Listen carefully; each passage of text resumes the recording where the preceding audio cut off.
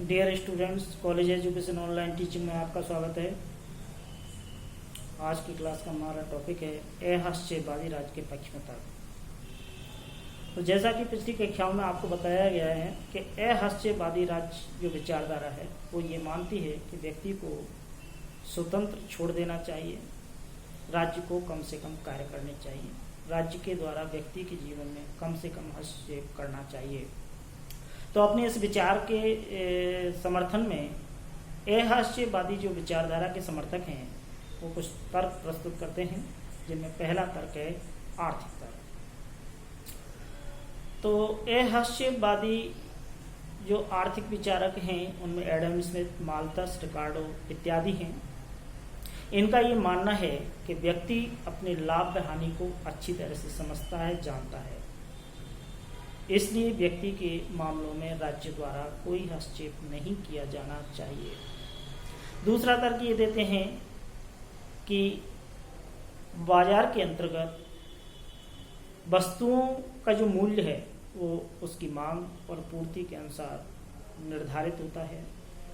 जैसे मांग अधिक है, पूर्ति कम है, तो वस्तु की कीमत अधिक होगी।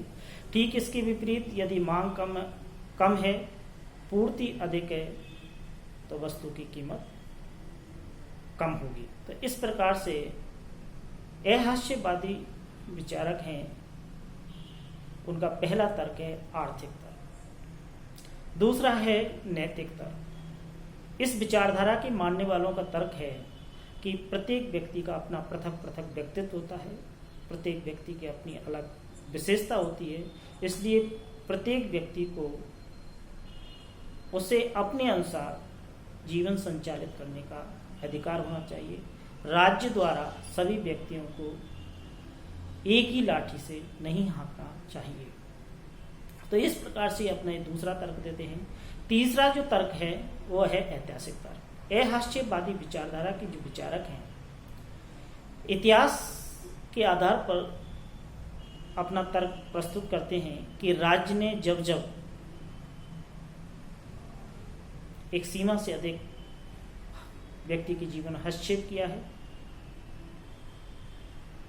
चाहे वो आर्थिक क्षेत्र हो, चाहे वह सामाजिक क्षेत्र हो, चाहे वह धार्मिक क्षेत्र हो, उसे सदैव असफलता ही मिली। जैसे उनका तर्क है कि जब राज्य ने व्यापार का नियमन किया या राज्य द्वारा मजदूरी का नियमन किया गया या नियंत्रण व्यवस्था को अपनाया गया तो चोरबाजारी बढ़ी, उत्पादन में कमी आई, मूल्य में वृद्धि हुई है।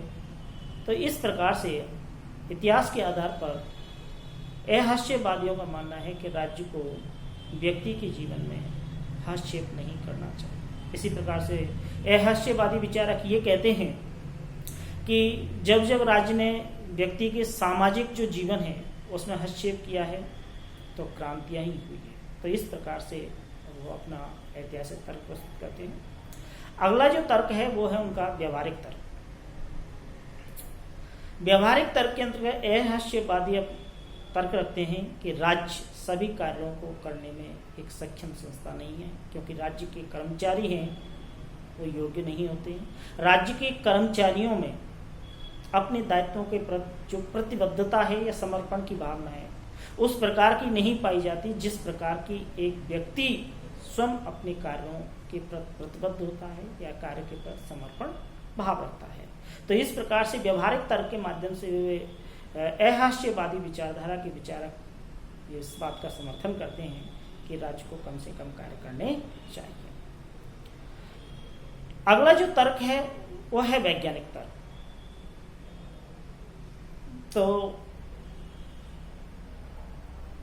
प्राणी शास्त्रीय जो एक विचारक हैं जिनका नाम है हर्बर्ट स्पेंसर, इनकी एक युक्ति है अस्तित्व के लिए संघर्ष और योग्यता की विजय।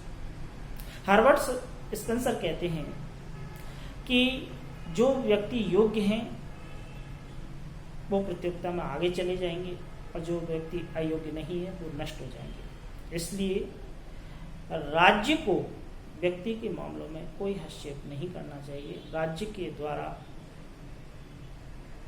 निर्बल, असहाय, कमजोर व्यक्तियों के लिए कोई कार्य नहीं करना चाहिए। क्योंकि इनका ये तर्क है कि यदि कमजोर, असहाय और निरोल व्यक्तियों के लिए कार्य किया जाएगा तो राज्य में इनकी तादाद बढ़ जाएगी। तो इस प्रकार से अहस्यवादी विचारधारा के जो विचारक हैं वो अपने पक्ष में तर्क प्रस्तुत करते हैं। पुनः देखिए, पहला तर्क है आर्थिक तर्क, दूसरा नैतिक तर्क है, तीसरा ऐतिहासिक तर्क है, चौथा व्यवहारिक तर्क है और अंतिम तर्क है वैज्ञानिक तर्क। तो इस प्रकार से वो अपने विचार का समर्थन करते हैं। Thank you.